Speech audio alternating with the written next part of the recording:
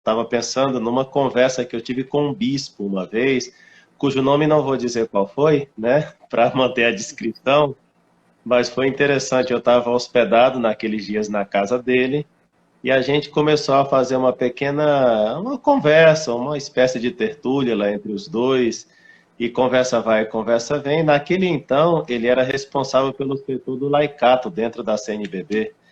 E então eu falei para ele assim, olha, Dom fulano de tal, né? Até agora, creio que a gente já entendeu bem o papel do leigo na igreja, né? Só falta o mais importante agora, né? E ele riu e falou, é verdade, falta o mais importante agora, né?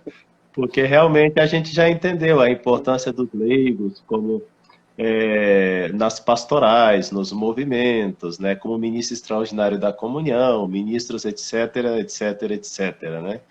Então, essa parte do leigo na igreja, eu acho que todos nós já sabemos, né, que o leigo pode, por causa do sacerdócio comum, ajudar de maneira delegada, né, os sacerdotes em alguns aspectos do seu sagrado ministério, né? Então, isso daí, inclusive, já está bastante normatizado pela Igreja Católica, essa parte, né? E eu acho que não é um tema para se discutir muito mesmo mais. Agora a gente tem que ir para o essencial, e você acertou aí na questão essencial mesmo, né? Eu aproveito aqui também para dizer que dia 31, domingo de Pentecostes, acabei de escrever a Eclesiologia, tinha escrito a Cristologia, que publiquei em 2019 pela editora Cultor de Livros, e agora, no domingo, terminei de escrever a Eclesiologia, um tratado sobre a igreja. Interessante. E deve sair esse ano ainda. E lá eu dedico várias páginas ao laicato. Já deixo como bibliografia, né? Porque ainda vai Que sair esse legal, que ano, se legal. Deus quiser, né? Bom, então, historicamente falando, sem dúvida alguma, a matriz para entender o fenômeno do laicato, conforme se lê em Lumen Gentium 32, 41, 42, que deve ser a bússola, a referência para nós quando se fala desse tema, não tem magistério da igreja, evidentemente, né? Então, assim, a linha de pensamento da Lumen Gentium, quando fala do leigo, me parece que, historicamente, o primeiro momento que a gente tem que ver é justamente os primeiros cristãos, né? Porque, assim, nos primeiros cristãos, o que que nós tínhamos? Nós tínhamos uma estrutura, assim, vamos dizer, embrionária da Igreja Católica, já era a Igreja Católica, evidentemente, mas, assim, muitas estruturas que nós temos hoje nem se pensava em existir, mas de jeito nenhum, né? Por Só exemplo, os atos de... uma interrupção aí, perdão. Estão dizendo que a sua voz está saindo um pouco abafada. Ah, tá. Eu não sei o que fazer nesse caso, Agora, mas, agora, agora enfim, melhorou. talvez é a Agora, aproximação do aparelho, né? agora está bem, agora tá bem. Tá, joia. Então, a questão é que a gente não consegue ver outra matriz historicamente falando, a não ser justamente nos primeiros cristãos. Se queremos entender o leigo, de acordo com o último grande concílio da Igreja Católica, que foi o Vaticano II. Então a gente percebe uma coisa: no início do cristianismo, o que nós temos mesmo é uma igreja organicamente estruturada com o sacerdócio comum e o sacerdócio ministerial. Nós não vemos nos Atos dos Apóstolos ainda o fenômeno da vida religiosa. Não existe vida religiosa ainda. Claro que depois de algum tempo o Espírito Santo vai promover a vida religiosa, especialmente a partir dos eremitas, lá no século III, IV, né? E então nós vamos ver esse fenômeno. Então, no começo, o que nós temos? Alguns que nós podemos dizer, de fato, assim, eles estão ordenados como ministros sagrados, né? Os apóstolos e os sucessores dos apóstolos, e junto a esses nós temos pessoas que não estão ordenadas, né? Que são os leigos, digamos assim. Não tem esse nome ainda no começo. A primeira vez que aparece a palavra leigo é em São Clemente Romano, aproximadamente no ano 110, por aí. Quer dizer, após a morte já do último apóstolo, que seria São João. Ele já utiliza a palavra laikos, leigo, né? Então, até começo do século II, não aparece ainda a palavra leigo na literatura cristã. Com São Clemente romano, a gente encontra já essa realidade. Depois nós temos dentro da Sagrada Escritura, nós temos lá São Paulo já falando de uma espécie de virgindade, de um ascetismo, né? Quando ele explica lá em 1 Coríntios que o pai que não quer casar a sua filha faz muito bem. Então ele já está promovendo ali uma espécie de celibato no meio do mundo. Quer dizer, parece que desde o começo existe um fenômeno de que alguns leigos já vivem o celibato. Não dá para chamar isso de vidosa ainda, pelo simples motivo que ali o que nós temos não tem votos, não tem comunidade, que é o que e nem tem três promessas de pobreza, obediência e castidade. O que tem são homens que nós vamos chamar de ascetas e umas mulheres que nós vamos chamar de virgens e que vivem talvez no fundo da casa dos seus pais uma experiência de celibato, de virgindade, né? Então, isso é interessante entender que no começo do cristianismo temos um grupo de pessoas que estão ordenadas ministerialmente e um grupo de pessoas que não estão ordenadas, e dentro dessas pessoas não ordenadas nós temos como que dois subgrupos, um de casados e um de pessoas que vivem o celibato, né? Sem ser padre, sem ser apóstolo, sem nada. Simplesmente vivem o celibato como leigo no meio do mundo. Essa é uma coisa interessantíssima. Quer dizer, voltar historicamente para o início do cristianismo nos ajuda a ver, inclusive, o celibato desses leigos desconectados da vida religiosa, o qual é muito interessante. Que é um fenômeno novo que nós vemos pouco antes do Concílio Vaticano II, porque na história da Igreja tudo é muito grande, né?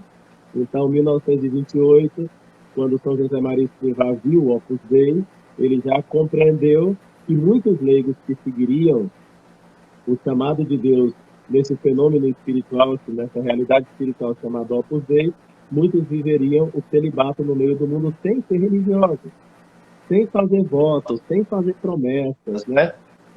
Apenas por uma questão de carisma que Deus concedeu àquela pessoa em concreto e que não precisa fazer um voto, né?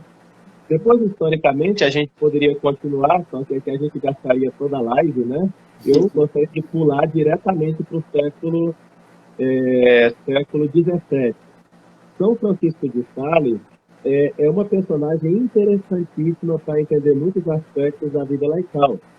Porque São Francisco de Sales, especialmente na Filoteia, né, na introdução à vida devota, ele fala claramente daquelas pessoas que têm que viver a vida devota no meio do mundo. Que para a época dele era uma novidade muito assim, interessante. Ele está falando que é preciso permanecer no mundo. O negócio é que o trem dele deu tão errado que as mulheres que ele tinha começado a formar viraram um convento de clausura, né? Então acabou não funcionando muito bem, mas estrictamente a experiência mesmo, quer dizer, a pregação de São Francisco de Sales é muito interessante para entender isso aqui também. E depois, claro, que São Francisco de Sales, a gente deveria fazer um pequeno reparo. Em São Francisco de Sales, a espiritualidade ainda está marcada por uma adaptação aos leigos da espiritualidade da vida religiosa. Mas a aceitar que o leigo no meio do mundo tem que viver uma vida devota e contemplativa é algo interessantíssimo como fenômeno do século XVII. O próximo passo que eu daria é Santa Teresinha do Menino Jesus, no século XIX. No finalzinho do século XIX, nós temos uma santa simpática, que todo mundo gosta dela, né? Porque tem santa um pouco antipática também, né? Mas Santa Teresinha é bom, todo mundo gosta dela. E quando eu falei santa antipática, eu pensei aqui em São Jerônimo, tá? Para ser bem claro. São Jerônimo não tinha tantos amigos assim, não, mas era um cara legal. Mas um pouco antipático também. É bom, tem um livro muito bom falando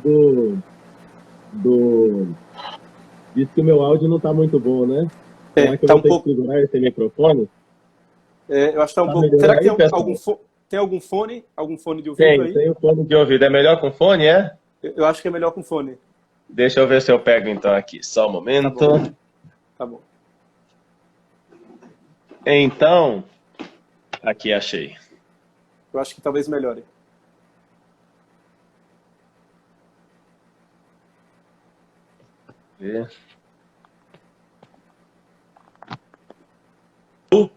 Tá me escutando? Melhorou muito, 100%. Melhorou? Agora sim. Sim. Aí. Isso, tá bom? Perfeito, perfeito. Tá bom, então.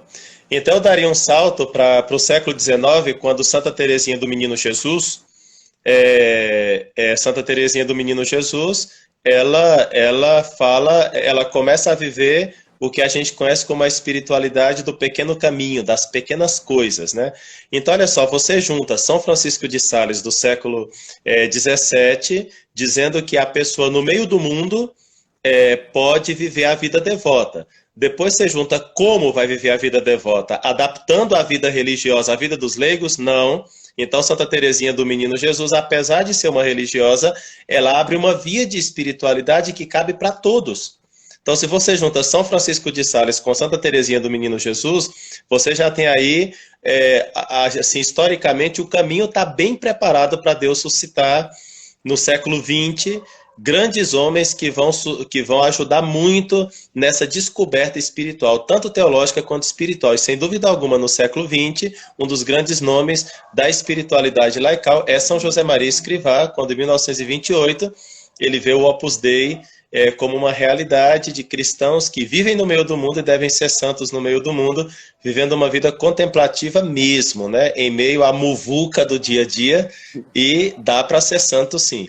Então, de maneira bem laical, não adaptando uma espiritualidade religiosa para a vida do leigo, mas realmente, como diz o Concílio Vaticano II, que eu não quero dizer que o Concílio copiou dele, né, porque pega mal, mas quando diz ab intra, desde dentro, né, desde dentro do mundo, também não quero dizer que Dom Álvaro Del Portillo, Beato Álvaro, era perito no Concílio Vaticano II, e também, graças a Deus, muitas outras pessoas que entendiam muito bem essa espiritualidade estavam trabalhando no Vaticano II. Até que ponto tudo isso influenciou? Bom, é um estudo que a gente poderia ver através das atas do próprio concílio, né?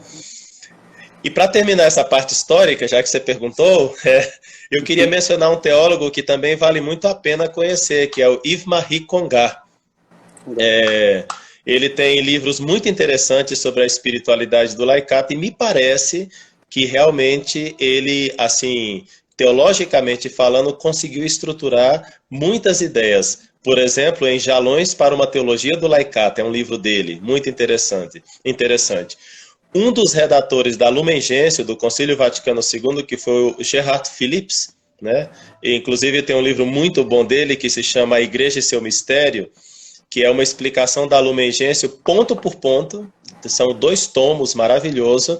Quando ele ficou sabendo da famosa homilia do Campus de São José Maria Escrivá em 1967, ele gostou muito. E ele viu ali realmente como que esse é o leigo que a gente precisa mesmo, né? Então, historicamente, eu acho que o quadro fica completo, com os primeiros cristãos, São Francisco de Sales, Santa Teresinha, São José Maria Escrivá, e nos teólogos a gente poderia ver vários, mas especialmente, a meu ver, Yves-Marie Congar e Gerhard Philipps. E talvez a gente pudesse dizer que o concílio vem sacramentar, digamos assim, toda essa... Sim. Né? Sim, o Concílio Vaticano II, Paulo VI, o Papa Paulo VI tinha dito claramente, olha, coisas de Paulo VI, né? São Paulo VI. Ele disse, a coisa mais bela do Concílio Vaticano II é o capítulo sobre a santidade, que é o capítulo 5º da Lumen Gentium, a vocação universal à santidade. E olha que o concílio tem coisa muito importante. Eu digo porque domingo eu acabei de escrever um livro de eclesiologia, então tá fresquinho na mente vários aspectos, né, do Concílio Vaticano II. Por exemplo, uma coisa importantíssima no Concílio Vaticano II finalmente ficou clara a doutrina da sacramentalidade do episcopado. Não vou entrar nesse tema aqui porque dá pano para manga, né? Mas até o Concílio Vaticano II, até que ponto o bispo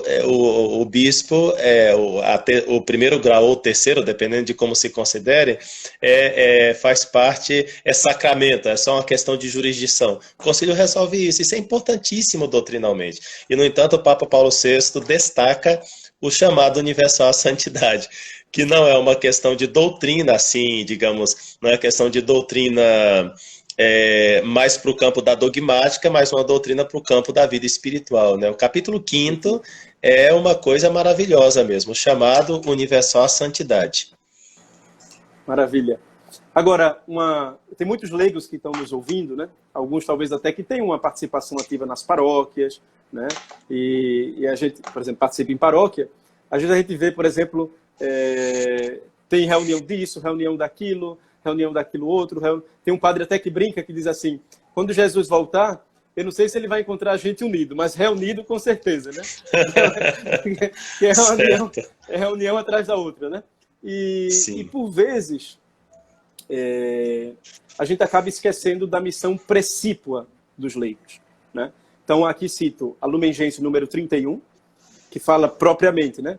A missão principal, essencial dos leigos está em santificar as realidades temporais. É que a gente pode pensar no trabalho, atividades culturais, atividades políticas, operárias, né? Todo o gama, o imenso panorama do trabalho, né? Então, primeiramente, santificar essas realidades temporais, assim, vamos dizer, grosso modo, assim, por meio do trabalho. E de outro aspecto, isso fala na Christi Fidelis Light, né? Fala uma coisa muito interessante. Para aqueles que são casados, e que é a sua grande maioria, né? A sua missão principal está na santificação da sua família, seja através da doação ao seu cônjuge, testemunhando a fé e o amor a Deus, né? Então, repara que são duas missões essenciais dos leigos: a santificação do trabalho e a santificação da família. Isso o senhor falava no início, né? Evidentemente que essa ajuda nas paróquias, né? Participar de um movimento, isso é muito importante e às vezes até indispensável, mas é uma missão subsidiária, não é uma missão essencial, né? Porque às vezes pode acontecer com Dom Rafael Cifuentes, contava aquela história, né? Do menino que dizia que odeia a pastoral da família. Por que você odeia a pastoral da família? Porque meu pai não para em casa o final de semana inteiro, né? Só vive nesse negócio, né? Então, ou seja, a pastoral da família que tira a família de estar com a família, né? Então, como é que a gente poderia um pouco, Padre François, entender essa missão essencial do leigo? Então, eu costumo dizer que na paróquia, se o pessoal assume uma pastoral, que seja uma, no máximo duas, né? 3 já é vício, né? Então, uma tudo bem, 2 ainda é tolerável, a terceira é um desastre, né? Em geral, claro, existem exceções, aquela típica viúva, né? Que realmente, enfim, ou aquela leiga que enfim, tem uma vida solteira, né, e que não tem esses compromissos, mas assim, tirando esses casos excepcionais, o normal é que se alguém for assumir uma pastoral, um movimento, no máximo 2, justamente para não virar vício, né? Aí entra na pastoral da família, na pastoral da catequese, é ministro, é não sei o quê. Claro, aí não sobra tempo para a família, né? E além do mais, às vezes é ministro da Eucaristia, mas é um péssimo profissional, né? Isso é um contra-testemunho no meio do mundo, né? Porque, sei lá, tá lá na catequese, mas não paga os funcionários direito, né? Sei lá, tá lá no apostolado da oração, mas, enfim, essas incoerências que às vezes existem por aí, né? Então, a primeira coisa, realmente, é o dia a dia, né? Tanto é assim que, graças a Deus, as reuniões de pastorais não são do dia a dia, né? É final de semana, enfim, tem a sua periodicidade. Então, assim, é muito importante descobrir, assim, na vida é muito importante a ordem. Eu não estou dizendo, inclusive, eu não estou dizendo que não se deva ajudar nas pastorais, não se deva ajudar nos movimentos, né? Mas, assim, tem que saber fazer isso aí, para não acabar fazendo coisas da igreja em detrimento da igreja doméstica, né? E é interessante que a expressão igreja doméstica aparece no magistério da igreja também, né? Quer dizer, a igreja católica considera de verdade a realidade do trabalho e da família como coisas primordiais para o laicato, porque, por exemplo, eu, sacerdote, Eu não tô lá na fábrica, né? Eu não tô no consultório odontológico, não tô. Quer dizer, como é que o cristianismo vai se fazer presente, né? Em meio a toda essa realidade mundanal, no sentido bom da palavra mundanal, né? Pois os sacerdotes não vão. Aí o pessoal convida de vez em quando o padre para dar uma bênção lá na fábrica, isso não resolve. Isso não resolve a evangelização, é só uma bênção. O padre vai lá, faz o sinal da cruz, vai embora, e aí? Né? Enquanto que lá, sei lá, num grupo de. Tem 40 pessoas, né? Tem 40 pessoas na fábrica lá. Sei lá, talvez 25 são católicos, mas não se percebe de jeito nenhum os católicos. É uma pena isso aí, né? É uma grande pena. Então, tem que pensar dessa maneira, né? O leigo precisa entender que esses lugares da sociedade civil é um lugar que só eles podem estar. Os padres não estão lá. E não pensem que resolve o problema convidando o padre para dar bênção em fábrica, ou dar bênção em escola, ou sei lá, ou convidar o padre para reunir as criancinhas no pátio da escola e pensando que isso resolve tudo. Não resolve, não, não resolve. É bom de vez em quando a presença do sacerdote, evidentemente, né? Mas quando os leigos estão bem preparados, né, tem uma direção espiritual através, no caso o mais prático é através da confissão mesmo, né, porque infelizmente não temos padre para atender todo mundo em direções espirituais longas, né, então aproveitar o sacramento da confissão para pedir aquele conselho, aquela orientação, né, de tal maneira que esses leigos bem confessados, com uma orientação espiritual, que vão à missa, que fazem oração, eles têm que sentir o ardor apostólico, né? Eles têm que perceber que a fábrica, a escola, a universidade é matéria para eles elevarem aos céus, né? Para colocar em cima do altar do Senhor, porque nós, os sacerdotes, não vamos fazê-lo. E não me venha com igreja em saída, igreja fechada, igreja do lado, igreja. Não, não resolve. Não é o padre, a igreja não é o padre. A igreja somos todos nós. Nós, os sacerdotes, somos uma pequena parcela na igreja católica. Sei lá, 1%, 2%, né? A grande maioria da igreja são os leigos, 98%, 97%, né? Se forem esperar que o padre faça tudo, o padre não vai fazer. Não tem jeito. Por mais que fale de igreja em saída, se entender a igreja em saída como a saída do padre, então o que vai acontecer? Tudo bem, o padre vai ficar de fábrica em fábrica, de universidade em universidade. Quem vai atender a confissão de vocês? Quem vai ficar lá para escutá-los? O que o sacerdote precisa preparar pessoas que possam assumir essas tarefas? Na universidade, na fábrica. Mas é importante, né, que a gente entenda que o primeiro lugar é esse. Lá os padres não vão estar, as freiras não vão estar. Como é que essas pessoas vão encontrar Deus? Né? Então, assim, é um absurdo querer que todas as pessoas venham para a igreja através da pastoral familiar, da pastoral da catequese. Isso é fora da realidade. O Papa Francisco tem nos advertido isso aí. Ele fala da igreja em saída, da igreja em saída. Agora, se entender igreja em saída só dos padres, não vai acontecer nada de nova evangelização. Só os padres não, né? Os padres, eles têm que ter o tempo para atender vocês, né? Os leigos. E aí, dentro desse atendimento, nós vamos preparar vocês para que tenha uma estrutura espiritual, doutrinal, né? E que possa realmente enfrentar assim esse mundo moderno com um sorriso nos lábios, né? Exatamente.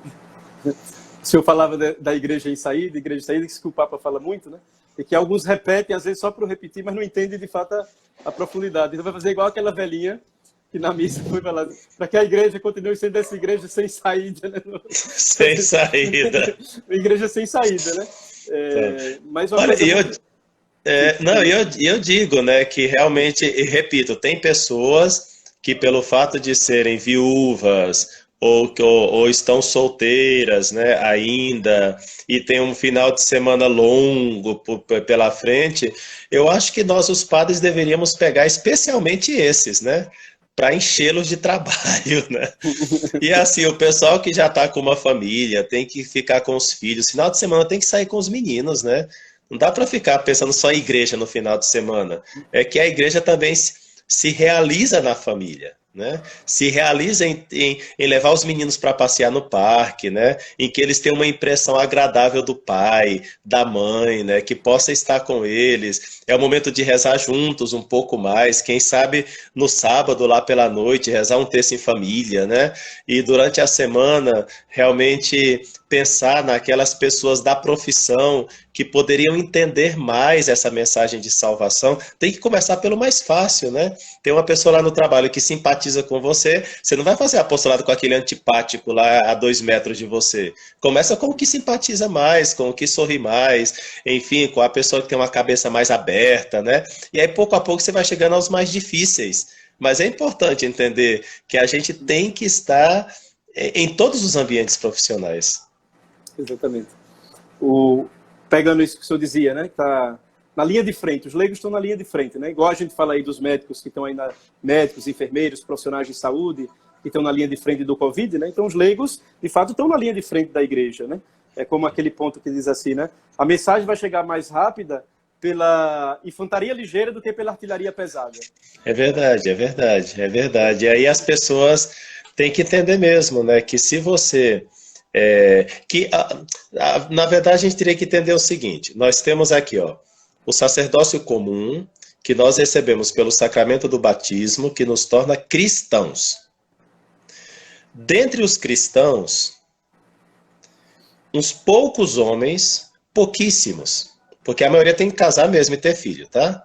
Mas uns poucos homens serão chamados ao sacerdócio. Então, o que vai ser a Igreja Católica, senão esse entramado de sacerdócio comum e sacerdócio ministerial? Pois é justamente isso, porque o sacerdócio comum é o sacerdócio do corpo de Cristo. E o sacerdócio ministerial é o sacerdócio da cabeça de Cristo. Aí você pega corpo e cabeça e junta, fica perfeito, né? Imagina uma cabeça sem corpo ou um corpo sem cabeça, tá morto, né? No dia em que cortarem a nossa cabeça, significa que a gente morreu, né? Porque o corpo não funciona sem a cabeça, nem ao contrário. Então, assim, existe como que uma interdependência, uma inter-relação que é essencial na vida da Igreja Católica, essa organização, essa estrutura orgânica onde a cabeça e o corpo estão juntos. E na Igreja Católica, quem representa a cabeça são os sacerdotes. E quem representa o corpo são todos aqueles que não são sacerdotes, né? E que é o sacerdócio comum. Então, nesse sentido, se a gente realmente pensar como igreja, né? E vamos pensar assim, ó, vamos evangelizar esse mundo. Então, os padres ficam na função deles, que é batizar, celebrar missa, atender confissão, atender direção espiritual, pregar a palavra de Deus, preparar umas homilias estupendas que arrebentam o coração dos fiéis no domingo e que transforma as cabeças. E, sabe, a homilia dominical é uma coisa assim impressionante se ela for bem aproveitada, porque vai gente de todo tipo, né? É uma coisa impressionante mesmo. Aí você pega os padres e eles façam só o trabalho deles e nada mais, né? E os leigos fazem só o trabalho deles, nada mais. Puxa vida, isso daqui seria uma explosão de evangelização nesse país, né? Porque aí cada um cuidaria da sua parte, a gente une a parte do corpo e a parte da cabeça, sai perfeito. Nós, os sacerdotes, não temos que aparecer em nada. A gente tem que ficar socado num confessionário mesmo, né? A gente tem que ficar socado lá dentro para atender muita gente, né?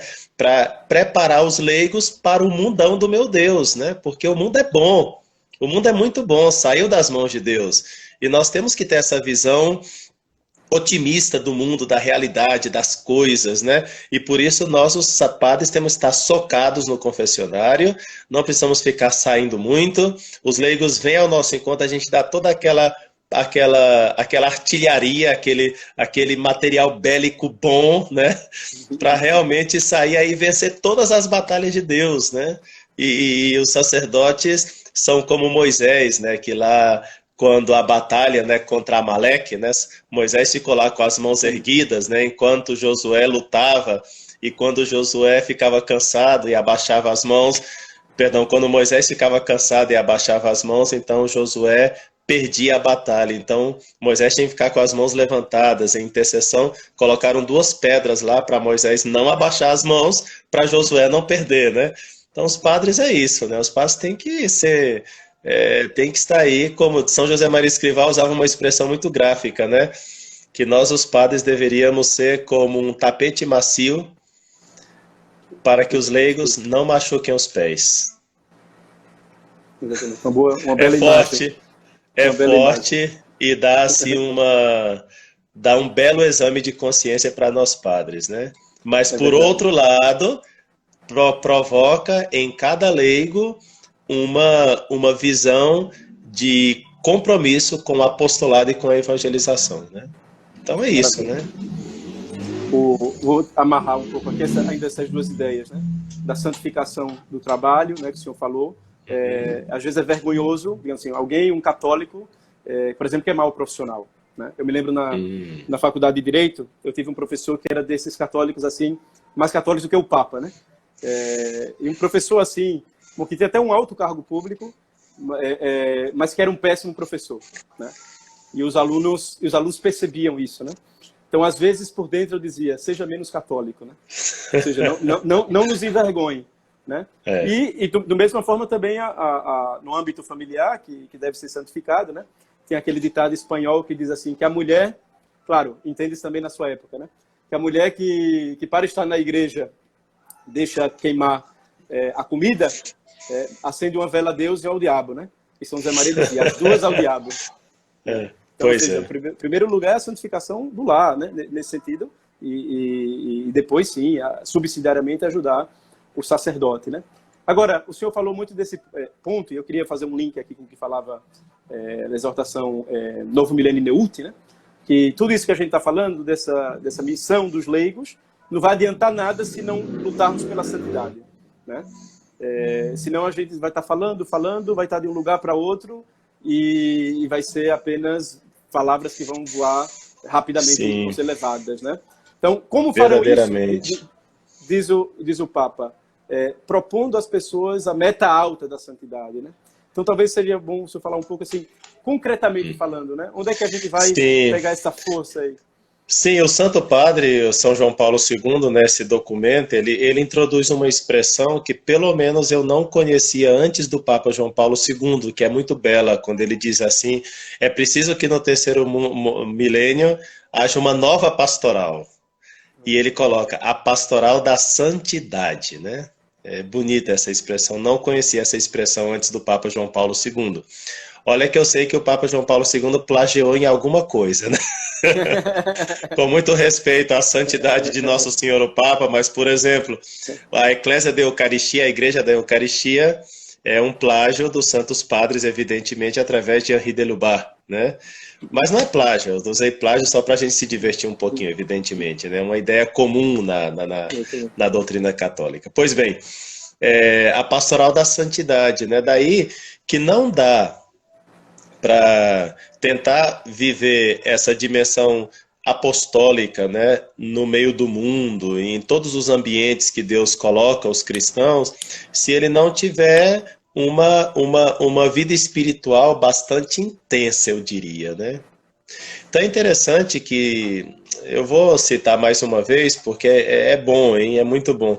São José Maria Escrivá, ele pensava no leigo no meio do mundo, mas assim, com uma vida de oração intensa, a tal ponto que essa expressão contemplativos no meio do mundo é dele.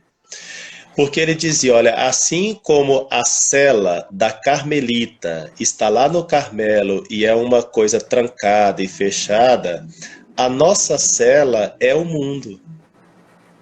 Entendeu? Então, a Carmelita, para vocês me entenderem, né? Uma Carmelita vive no mosteiro, e dentro do mosteiro ela tem uma espécie de quartinho para ela, né? E quando você vai visitar uma freira carmelita, você fala com ela através de umas grades, né? E, através de umas grades. Então elas ficam lá, né? Então São José Maria Escrivá falava, a nossa cela é o mundo. Quer dizer, o mundo que nos circunda, que nós estamos como Deus nos colocou aqui para que a gente viva bem nesse, eu não quero usar essa expressão, mas eu vou usar, nesse grande mosteiro chamado mundo, né? Só que é muito barulhento esse mundo, tem muitas provocações. A Carmelita não, tá lá protegida, rezando, cantando o canto gregoriano, né? Enfim, assim, eu vou ser muito audacioso no que eu vou falar. É mais fácil ser santo no Carmelo, evidentemente. Fácil. É mais fácil. Porque tem todo um ambiente, uma estrutura, né? Assim, mulheres que cada uma delas estão buscando também aquela vida de contemplação, né? Agora, ser contemplativos no meio do mundo, como dizia São José Maria Escrivá, é todo um desafio, entendeu? É um desafio. Por quê? Porque se você não tiver uma vida espiritual profunda, é balela. Não serve, né? Por isso, o fundador do Opus Dei entendia o leigo no meio do mundo fazendo meia hora de oração mental pela manhã, meia hora de oração mental pela tarde, rezar o texto todo dia, ir à missa todo dia, comungar todo dia, fazer 2 a 3 exames de consciência diário, confessar-se frequentemente. Quer dizer, São José Maria Escrivá pensou uma estrutura, né, para o leigo no meio do mundo, o leigo que entender bem a mensagem de São José Maria Escrivá, ele passa o dia suando, né? Por quê? Tem o trabalho, aí agora tem que fazer um tempo de oração mental, agora tem que cuidar da criança, mas tem que fazer um tempo de leitura espiritual, porque eu tenho que cuidar da minha formação doutrinal também. Agora tem não sei o que mais, tem que fazer 5 minutos de leitura do Novo Testamento, e agora o texto que ainda falta rezar, e não sei o que mais e tal. Então ele colocou para valer mesmo, né? Então, assim, digamos assim, o plano de vida que o fundador do Opus Dei, que São José Maria Escrivá, colocou para aqueles que entenderam essa mensagem de santidade no meio do mundo é pancada. É pancada, digamos assim. É para deixar o cara assim, rezador. Fica rezador mesmo, né? Então é isso. Não precisa fazer desse jeito, o pessoal que está me escutando, né? Porque essa mensagem é para todos. Pelo menos desde que o Concílio Vaticano II universalizou mais ainda isso aí. Só que, claro, tem que ter um plano de vida. Não dá. São José Maria Escrivá fala em caminho santo que não reza, eu não acredito nessa santidade, né? Então é isso. Se a pessoa não tem uma vida de oração exigente, e vou colocar exigir, puxa vida, não dá para ser santo no meio do mundo, não. Não dá. É impossível, né? Se o cara não tem aí, o homem, a mulher não tem aí um tempo de oração mental, não precisa ser a meia hora exatamente, mas um tempo de oração mental, um tempo de oração assim mais contemplativa, mais meditativa, com a Sagrada Escritura, com algum texto que inspire assim ideias, propósitos, inspirações, né? Então, assim, sem esse tempo de oração mental mais contemplativa, 15 minutos, 20 minutos, né? Sem um grande amor à Eucaristia, né? Você vê na vida dos santos, não tem santo que não tenha assim a Eucaristia no centro, né? A Eucaristia para eles a Santa Missa, a comunhão, é a paixão da vida dos nossos santos, né? Então, se não tem um amor pela Eucaristia, né? Se não tem aí uma devoção firme à Santíssima Virgem Maria, que se expresse na reza do texto completo, né? Não como os pastorinhos de Fátima, né? Que antes da conversão, digamos assim, né? Rezava o texto de maneira bastante divertida para ir brincar, né? Pegava lá as contas de Ave Maria, Santa Maria, Ave Maria, Santa Maria, Ave Maria, Santa Maria, mas não rezavam toda a Ave Maria, né? Então, uma devoção à Nossa Senhora entranhável, que se manifeste na reza do terço, né?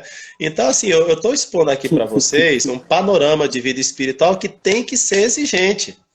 Porque se não for exigente, se a gente for muito corpo mole e tal, e a preguiça, e aqui no Brasil a gente assim, preguiça é conosco mesmo, entendeu? Se você fala o que eu estou falando aqui para um espanhol, ele vibra, né? Porque são conquistadores, né? Enfim, conquistaram as Américas e tal, né? Se você fala isso aqui para um alemão, ele ama porque o alemão gosta de coisas ordenadas, são metódicos, né?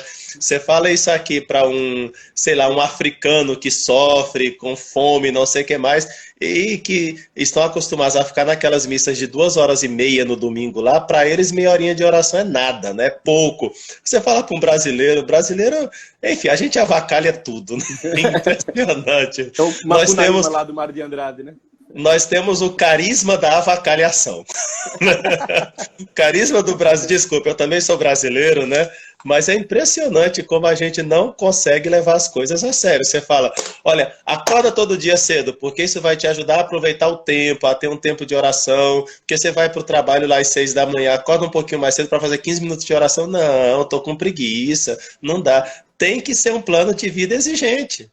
Às vezes significa acordar mais cedo, às vezes significa dormir mais tarde, recuperar o sono só no final de semana, significa fazer uns malabarismos terríveis para conseguir uma missa de meia hora, porque também tem padre que não colabora e fica celebrando a missa de mais de meia hora, né? Aí não tem leigo que aguenta também, né? E fica um recado aos padres também.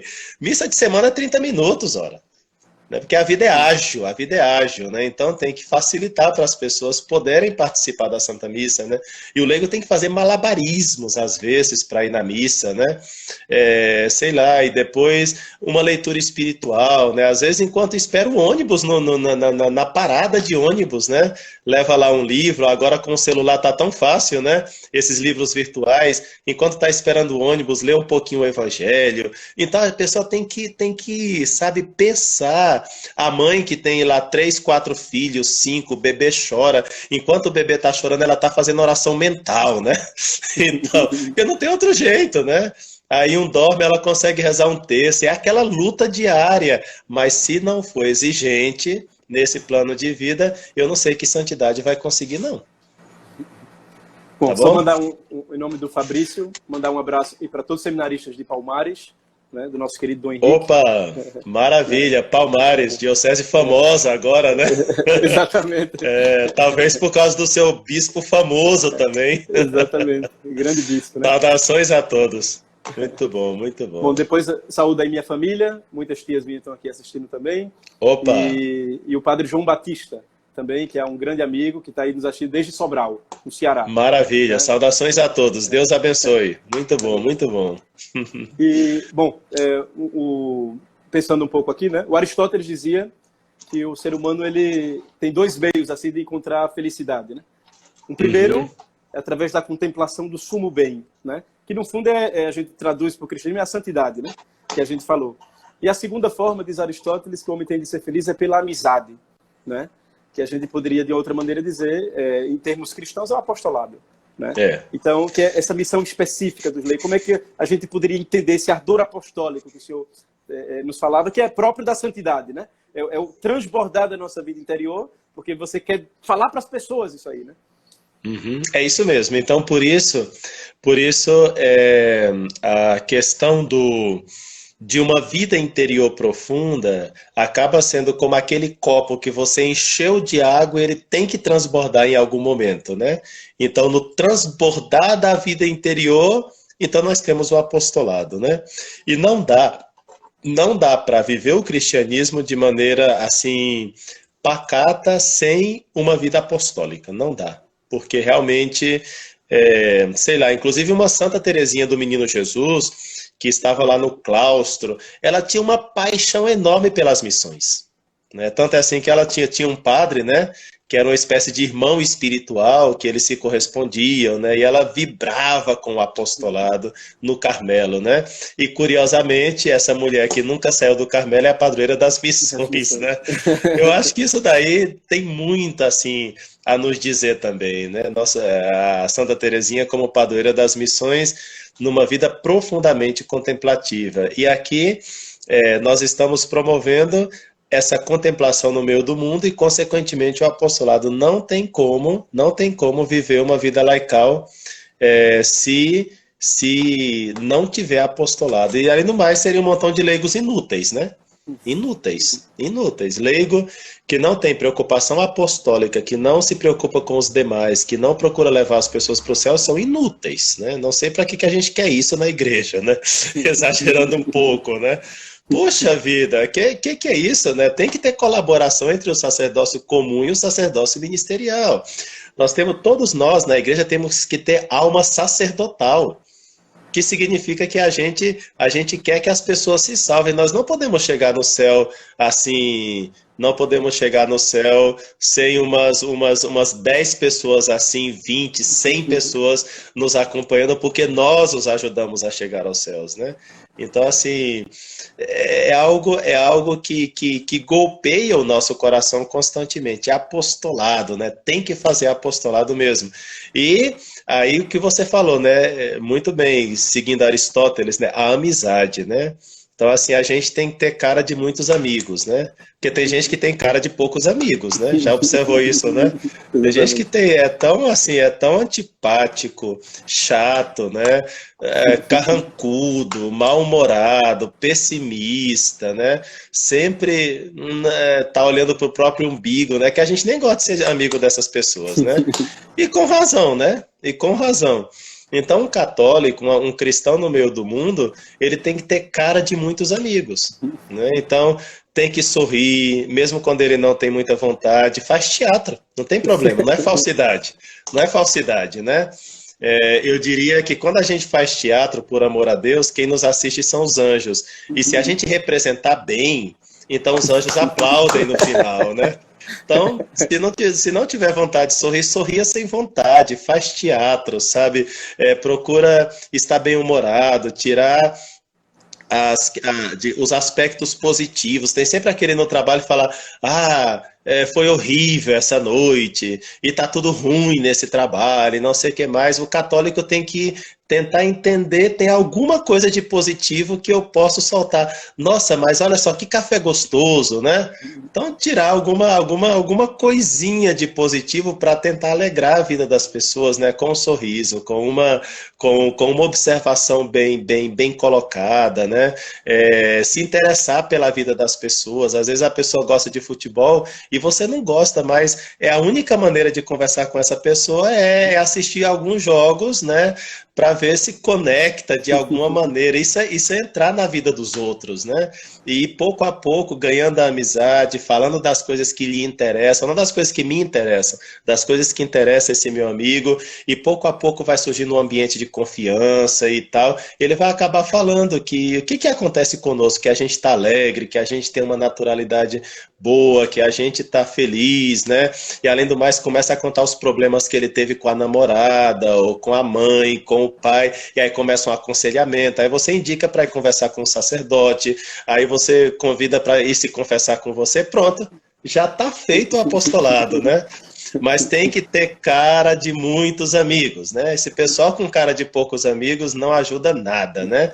Aí, mas eu sou assim mesmo, meu caráter, tá? Então tem que mudar esse caráter, né? Tem que mudar, tem que fazer. Aí, assim como o pessoal vai para a academia, né? Quando estava flácido para ficar forte, eu estava gordo e fica magro, a mesma coisa com o caráter. É mal-humorado, é chato, é cara fechada, tem cara de poucos amigos, tem que fazer exercícios na academia espiritual para deixar de ser mal-humorado, pessimista, chato, antipático, para tentar ser mais alegre, mais otimista, porque é preciso, se não tiver isso aí, é difícil conectar com o mundo atual, né? Dizem que o Reagan olhou para um soldado lá e mandou demiti-lo assim sumariamente. Mas por que você está demitindo ele? Porque eu não fui com a cara dele. Não, mas eu não tenho culpa, eu nasci assim, essa cara eu nasci assim. E o Reagan teria dito assim, depois dos 30, nós temos culpa da cara que temos. Então olha é verdade. Que interessante, né? Tem razão. E sempre tem uma perspectiva boa, né? Porque você me lembrou aí daquela história do famoso Alexandre Magno, né? Que ele conseguia ver sempre um pouco mais além, apesar de ser um pagão, né? E conseguia ter uma visão maior. E a famosa história que ele estava no seu belo cavalo. Você sabe que ele saía para a guerra só no seu único cavalo, né? Que eu esqueci o nome do cavalo agora. Esqueci o Esse, exatamente, o cavalo do Alexandre. Era o cavalo dele, né? Se não tivesse esse cavalo, não tinha guerra praticamente. E aí ele estava andando ao lombo do seu carro, estava lá e apareceu um pobre, né? Uma pessoa pedindo uma esmola. E aí o Alexandre Magno pegou um saquinho de moedas de ouro, né? Um saquinho de moedas de ouro e jogou assim, pega, é para você. O cara ficou assim, o pobrezinho ficou assustado, né? E disse assim: olha, eu não pedi tanto, eu só pedi uma esmola, não queria um saco de moedas de ouro. Aí o Alexandre falou para ele: ó, eu faço o seguinte, né? Você me pede como quem você é, mas eu te dou como quem eu sou, né? Eu acho que o cristão deveria dar como aquilo que ele é. Nós temos sacos de moedas de ouro. E esse povo não tem nada, né? Então, eles são pobres espiritualmente. Você, cada um de nós, temos esses sacos de moedas de ouro. E nós temos que aprender a dar essas moedas de ouro, porque eles gostam de moedas de ouro. Né? E nós temos que dar o quê? A salvação, a vida eterna, a aproximação com Deus, a vida feliz. É isso que nós temos para entregar para essas pessoas, né? Que são boníssimas, muitas delas, né? Todas. É questão de ativar a bondade que está no coração dessas pessoas, né? Mas eles não têm moedas de ouro. Nós temos. E nós temos que dar generosamente isso que nosso Senhor nos deu. E não falo com orgulho. Eu falo simplesmente como dom de Deus. Foi Deus que nos deu. E se está nas nossas mãos, é porque Ele quer que nós administremos tudo isso.